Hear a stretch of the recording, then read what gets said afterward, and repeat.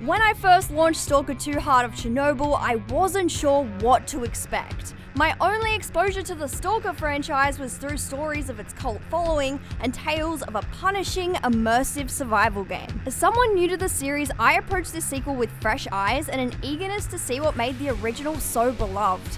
But I ran into some roadblocks along the way. This has led to this video not being a usual review, but a commentary about my experience of the game, as I didn't get to finish the storyline, and you'll see why. My first moment in Stalker 2 lagged.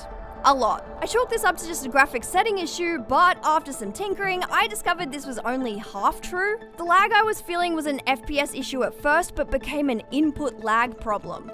Stalker 2 just isn't snappy. My movements sway a lot, causing me to stumble due to the input lag from both basic mouse pointing and keyboard controls. But thankfully, I grew accustomed to the feeling of the input lag and began my adventure. From the opening moment, Stalker 2 sets a tone that is equal parts haunting and mesmerizing. The introduction introduces a lot of basic mechanics such as movement and HUD elements, and only touches briefly on managing radiation, hunger, the dangers of anomalies, weapon maintenance. Basically, Stalker 2 kicked me with its muddy boot into a decimated radioactive wasteland, expecting me to figure the rest out as I went. The map is alive, almost sentient, and entirely hostile. The howling winds, distant thunder, and ominous crackle of a Geiger counter created a sense of tension I hadn't experienced in a game before. The story begins simply enough. You play as a stalker, a scavenger and adventurer who braves the zones around the ruins of the destroyed Chernobyl nuclear power plant in search of valuable artifacts. For someone unfamiliar with the lore, I appreciated how Stalker 2 didn't drown me in exposition.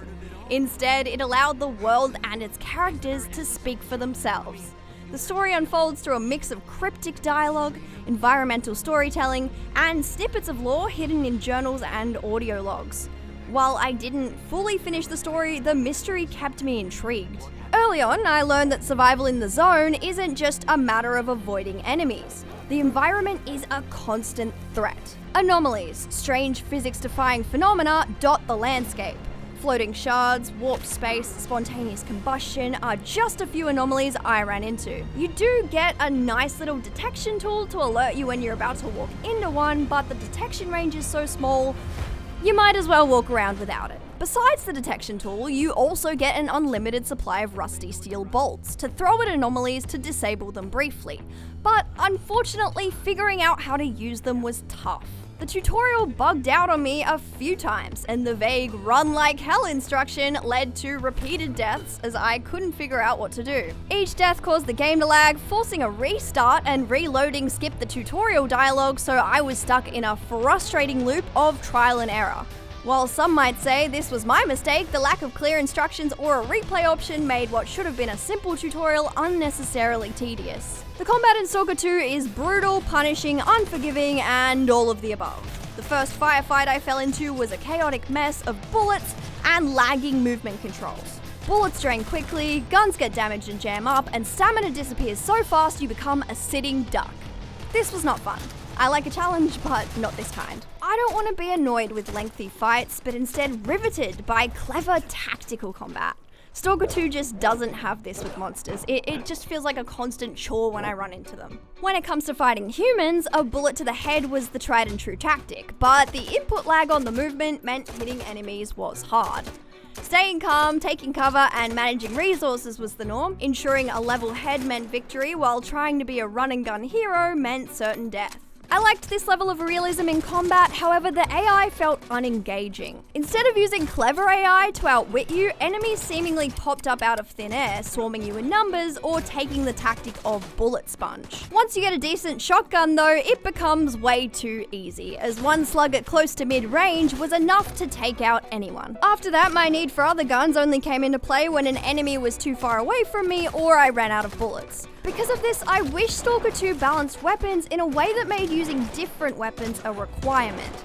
All weapons have a lifespan and require repairs, but honestly, it was just easier to pick up another weapon than repair the ones I already had. When it comes to shotguns though, it didn't matter whether I repaired them or not, as to my experience, they never really jammed. The inventory draws inspiration from games like Resident Evil, where you need to sort everything you own in a grid system yourself. Managing weight is crucial, as too much makes you lose stamina while making your movement sluggish. I was happy with this system, a classic in survival game formats, but what I was not happy about was the unrealistic space it represents. I would have loved for food to fill you up for longer so you didn't have to hold as much in your bag, creating a more realistic approach to how people normally eat. Collecting items around the map builds up quickly, leading to moments where you mass dump items in a single location. These items don't despawn, so you can have situations where you fill up entire areas with food and meds, resulting in scenarios like this.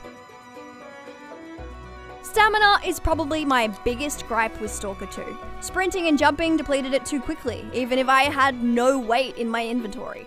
The lack of fast travel also made traversing the map extremely irritating, as I had to succumb to walking speed most of the time. You can find items like energy drinks to recharge stamina, but it runs out so quickly when sprinting or jumping, they were only useful in truly sticky situations like firefights. Bugs and glitches are thoroughly sprawled throughout Stalker 2, so much so that here's a list of bugs I experienced. Frequent game crashes, FPS drops and stutters, character model clipping, enemy AI functioning in safe zones, quest markers not appearing, dialogue not activating to progress missions, the game restarting on every death, incorrect audio cues, instant death barriers existing in easy to get to locations, randomly disappearing HUD, and jump pathing issues.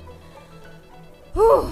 It's upsetting that so many bugs and glitches were a staple part of my experience.